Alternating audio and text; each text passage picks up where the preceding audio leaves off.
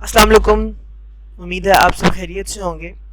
आज जो हम प्रोग्राम बनाने जा रहे हैं वो बड़ा इंटरेस्टिंग है। वो इस तरह के जैसे आप अक्सर जो है वो एटीएम जो है एटीएम मशीन में जब अपना कार्ड एंटर करते हो तो वो आपको कुछ ऑप्शंस देता है और आप उनमें से जो है ना कोई एक ऑप्शन सेलेक्ट करते हैं जिसकी बेस पे वो मज़ीद प्रोसेसिंग करता है। या अगर मैं आपको एक इलेक्ट्रिक कैंडी शॉप की एग्जांपल दूं कि जिसमें कुछ सिलेक्टेड ग्रोसरीज पड़ी होती हैं, तो आपको आप जब उसमें जो है वो पैसे वो कॉइन्स एंटर करते हो तो वो आपको ऑप्शन देता है। फिर आप उन ऑप्शन में से कोई एक दो ऑप्शन सेलेक्ट करते हो और वो उसकी बेस पे जो है ना आपको वो ग्रोसरी निकाल के दे देता है।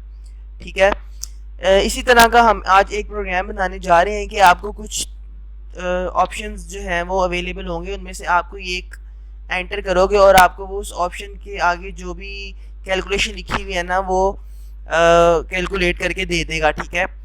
ये प्रोग्राम बनाने के बाद आप जो है ना इस तरह इस प्रोग्राम को फॉलो करते हुए एक कैंडी शॉप का प्रोग्राम भी बना सकते हो, या एक एटीएम मशीन का जो सिस्टम होता है ना वो भी जो है ना बना सकते हो। ठीक है। तो प्रोग्राम स्टार्ट करने से पहले अगर तो आपने मेरे चैनल को सब्सक्राइब नहीं किया तो काइंडली सब्सक्राइब कर लें और बेल आइकन पर भी क्लिक कर दें ताकि इसी तरह की मज़ीद वीडियोस जो हैं उनका नोटिफिकेशन आपको आ जाया करे। तो स्टार्ट करते हैं। सबसे पहले अगर तो अभी तक किसी ने turbo C plus plus install नहीं किया तो वो इंस्टॉल कर ले। ठीक है। तो स्टार्ट करते हैं, अपना जो है कंपाइलर ऑन करते हैं। ठीक है। तो ये मेरे पास एक प्रोग्राम बना हुआ है, इसमें जो है ना मैंने इसका स्ट्रक्चर बनाया हुआ है। ठीक है। इसमें हमने सिर्फ प्रोग्राम बनाना है। तो सबसे पहले तो हमेशा की तरह हम क्या करेंगे, प्री प्रोसेसर डायरेक्टिव्स लिखेंगे जो कि क्या कर रही हैं, हमारी इन लाइब्रेरी फाइल्स को जिनको हम हेडर फाइल कहते हैं जो लाइब्रेरी में पड़ी हुई हैं इंक्लूड करवा रहे हैं अपने प्रोग्राम में। ठीक है। stdio का मतलब है स्टैंडर्ड इनपुट आउटपुट फंक्शंस की फाइल है ये। कौन आएगा मतलब कंसोल इनपुट आउटपुट फंक्शंस की फाइल है ये। ठीक है। और यहाँ से हमारा मेन फंक्शन स्टार्ट होता है जिसको हम मेन बॉडी भी कहते हैं, जिसमें हमारी सारी वर्किंग होती है। क्लियर स्क्रीन का फंक्शन क्या करता है, आपकी जो आउटपुट स्क्रीन होती है उस पर जो प्रीवियस प्रोग्राम से आउटपुट होते हैं उनको क्लियर करता है। गेट सी एच क्या करता है, यहाँ पे आपकी इस आउटपुट स्क्रीन को होल्ड करके रखता है। ठीक है। जब तक आप स्केप या कोई भी बटन प्रेस नहीं कर देते। तो स्टार्ट करते हैं। सबसे पहले प्रोग्राम क्या है वो मैं आपको बता देता हूँ कि हमने एक ऐसा प्रोग्राम बनाना है जिसमें यूजर के पास चार ऑप्शंस अवेलेबल होंगे। ठीक है। ऑप्शन नंबर वन सम का, सम मतलब ऐड करने का। ऑप्शन नंबर टू सब्ट्रैक्ट करने का। ऑप्शन नंबर थ्री मल्टीप्लाई करने का। ऑप्शन नंबर फोर डिवाइड करने का। ठीक है। अब क्या होगा, यूजर कोई सी दो वैल्यूज एंटर करेगा। ठीक है ना, जिसमें उसने कैलकुलेशन करनी है, दो तीन जितनी मर्जी चाहे। ठीक है। हम दो करके देखेंगे और फिर इन चार ऑप्शन में से कोई एक ऑप्शन सिलेक्ट करेगा और क्या होगा, वो वन सिलेक्ट करेगा तो प्लस हो जाएगा, दो वैल्यूज प्लस होकर उसको रिजल्ट शो हो जाएगा। टू सिलेक्ट करेगा तो दो वैल्यूज की सब्ट्रैक्शन हो जाएगी। थ्री सिलेक्ट करेगा तो दो वैल्यूज की जो है ना मल्टीप्लिकेशन हो जाएगी। फोर सिलेक्ट करेगा तो दो वैल्यूज की जो है ना डिवीजन हो जाएगी। और अगर इसके अलावा कोई वन टू थ्री फोर के अलावा कोई भी ऑप्शन सेलेक्ट करेगा ना जो कि इसमें है ही नहीं, तो उसको मैसेज हो जाएगा रॉन्ग ऑप्शन या इनवैलिड ऑप्शन। ठीक है। तो इसके लिए सबसे पहले तो हमें दो वेरिएबल्स चाहिए हमारे जो है ना वैल्यूज देने के लिए। तीसरा वेरिएबल चाहिए जिसमें हमने रिजल्ट स्टोर कराना है। इन दोनों में जो भी कैलकुलेशन होगी एक नई वैल्यू आएगी उसको भी हमने स्टोर कराना है, उसको हम इसके अंदर स्टोर कराएंगे। और चौथा हम ऑप्शन जो वेरिएबल है वो लिखेंगे चॉइस वाला, चॉइस के नाम से, या चॉइस कह लो या ऑप्शन कह लो, जिसमें जो है हमने वो चॉइस एंटर करनी है कि मैं ऑप्शन नंबर वन चाहिए, टू चाहिए, थ्री चाहिए, फोर चाहिए। ठीक है। और फिर इसी के ऊपर मजीद जो है ना आगे हम कंडीशंस लगाएंगे। तो स्कैनएफ से सबसे पहले हम जो है ना वैल्यूज गेट करवाते हैं। मैं एक मैसेज प्रिंट करवाता हूँ पहले प्रिंट एफ से कि एंटर योर वैल्यूज। ठीक है।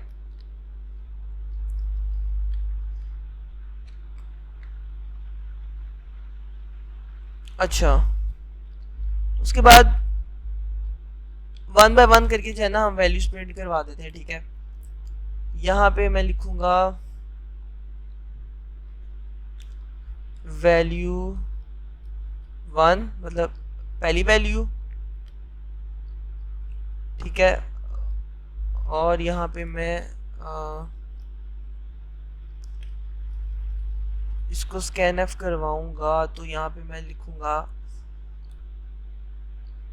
ठीक है,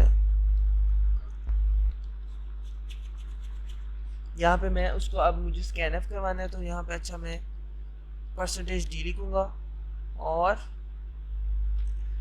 यहाँ पे उस वैल्यू का वो वेरिएबल लिख दूंगा, ठीक है, जिसके अंदर पहली वैल्यू जा रही है।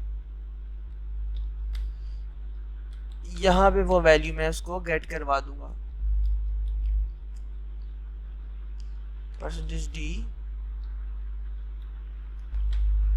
और एम्परसेंट साइन के साथ वो वेरिएबल, ठीक है।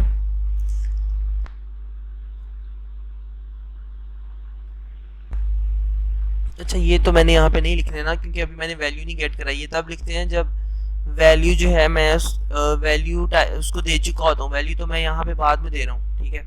अच्छा, उसके बाद अगली वैल्यू नंबर 2 प्रिंट करवाते हैं, ठीक है।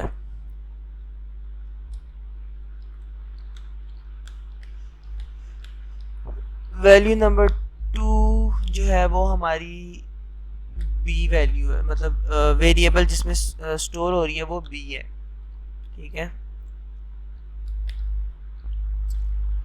%d, क्योंकि इंटीजर है इसीलिए हम %d यूज कर रहे हैं। हम परसेंट साइन क्या करता है? परसेंट साइन स्कैन एफ को इस वेरिएबल का एड्रेस बताता है, तो जब ये हमसे वैल्यू लेगा तो वो उस वैल्यू को इस वेरिएबल में स्टोर करवा देगा उसका एड्रेस देखकर, ठीक है। तो यहाँ तक जो है हमारे पास 2 वैल्यूज आ गई हैं, ठीक है। 2 वैल्यूज देने के बाद हम उसको बताएंगे कि उसके पास कौन कौन से ऑप्शंस अवेलेबल हैं, ठीक है। तो हम मैसेज प्रिंट करवाएंगे एंटर 1 फॉर एडिशन, ठीक है। Enter 2 for subtraction. देखो मैं बीच में एस्केप सीक्वेंस यूज कर रहा हूँ कि ये एक लाइन में शो हो, ये दूसरी लाइन में शो हो, ठीक है। अच्छा, enter 3 for multiplication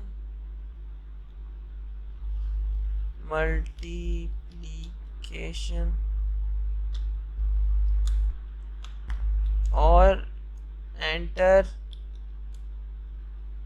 4 for division,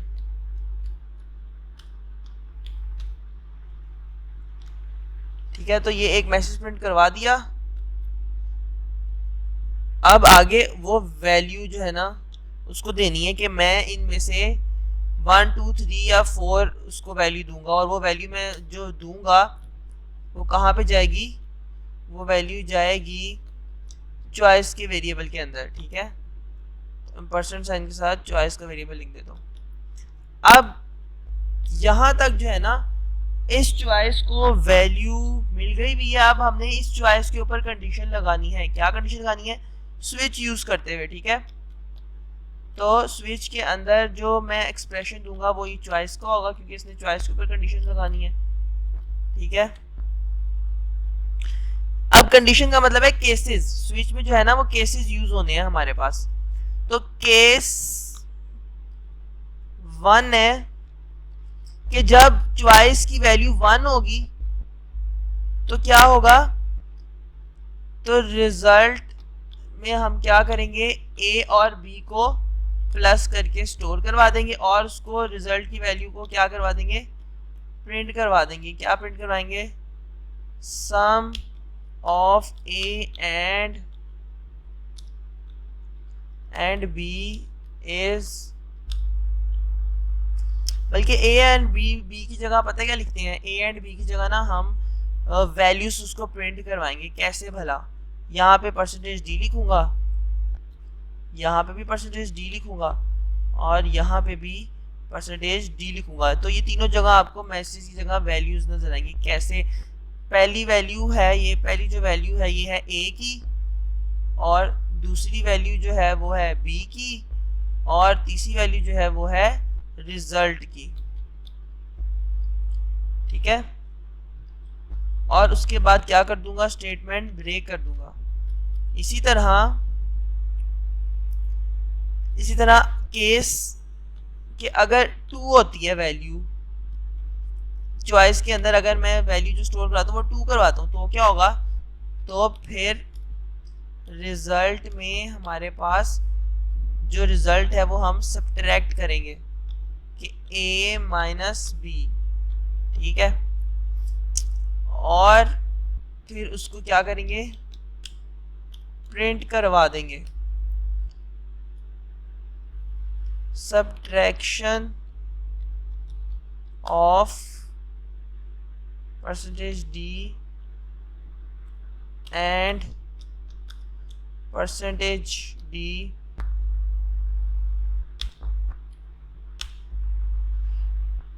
is percentage d, ठीक है। वही चीज a b और रिजल्ट, और फिर इस स्टेटमेंट को ब्रेक करवा देंगे। और केस 3 में हमारे पास है कि अगर उसकी जो वैल्यू है वो 3 आती है, तो हम क्या करवाएंगे, मल्टीप्लिकेशन करवाएंगे। तो result is equal to a multiply by B, और प्रिंट f करवा देंगे। तो multiplication of percentage d and percentage d is percentage d, ठीक है, a b और रिजल्ट। और इसको भी ब्रेक कर देंगे, ठीक है। और केस 4 में हमारे पास क्या है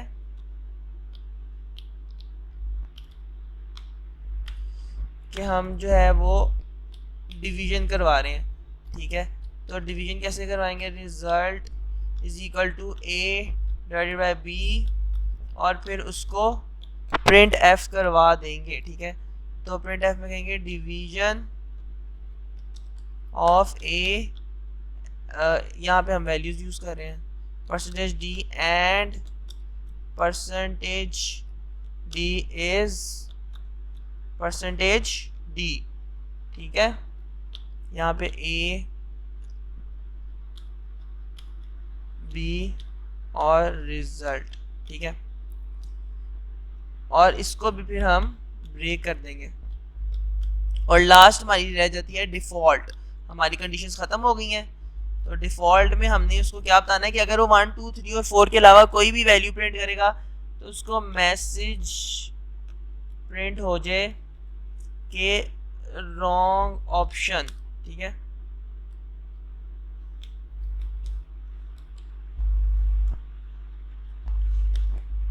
और इसको भी हम क्या करेंगे, ब्रेक करवा देंगे, ठीक है।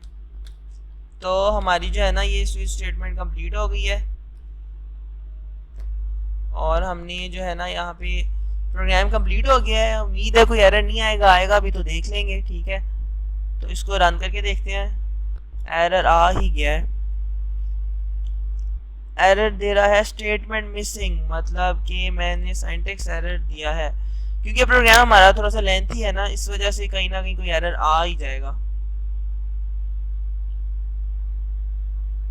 यहाँ पे तो नहीं, अच्छा ये ओके है। चलो इसको दोबारा रन करके देखते हैं, मे भी दोबारा कोई एरर आ रहा हो। और क्या कह रहा है, फिर स्टेटमेंट मिसिंग एरर आ रहा है। अच्छा यहाँ पे जो है ना कॉलन आता है, मैंने सेमी कॉलन डाल दिया, और यहाँ पे मैंने डाला ही नहीं है कॉलन, ठीक है। अब इसको रन करके देखते हैं, ठीक है, अब कोई एरर नहीं आया। एक चीज़ मैंने ज़रा थोड़ी सी ख़राब कर दी है, चलो इसको सही कर देंगे बाद में, ठीक है। मुझे एंटर वैल्यूज़ के बाद जो है ना वो स्केप सीक्वेंस डालना चाहिए था, ताकि ये नेक्स्ट लाइन में लिखा हुआ है। तो मैं पहले वैल्यू एंटर करता हूँ 6, दूसरी वैल्यू एंटर करता हूँ 3, ठीक है।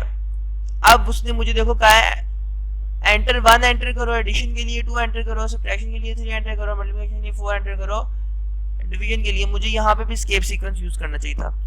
तो मैं जो है ना इनको मल्टीप्लाई करवाना चाह रहा हूँ, तो मैं 3 लिख के एंटर करता हूँ, तो देखो उसने मुझे मल्टीप्लाई कर दिया। अच्छा, अब इसको थोड़ा सा और अच्छा बना लेते हैं एस्केप सीक्वेंस यूज करते हुए। ठीक है, यहाँ पे जो है ना मुझे ये यूज करना चाहिए था, और यहाँ पे भी मुझे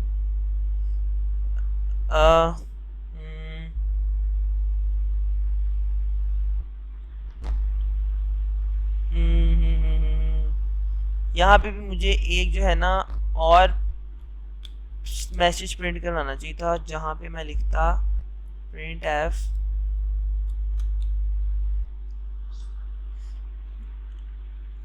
योर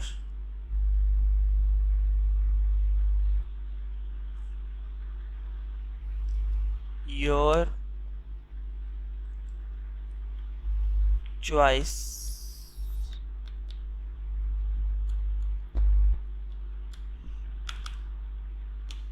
ठीक है, अब थोड़ा सूटेबल हो जाएगा। यहाँ पे जो है मैं एस्केप सीक्वेंस यूज करता हूँ। अब मैं इसको रन करता हूँ। ठीक है, अब मैं उसको वैल्यू 1 दूंगा, लेट्स सपोज 8। ठीक है, 8 लिख के एंटर करूंगा, वैल्यू 2 दूंगा, 4 एंटर करूंगा। हाँ, वो कह रहा है बताओ अब अपनी चॉइस, 1 एंटर करना है, 2 3 4।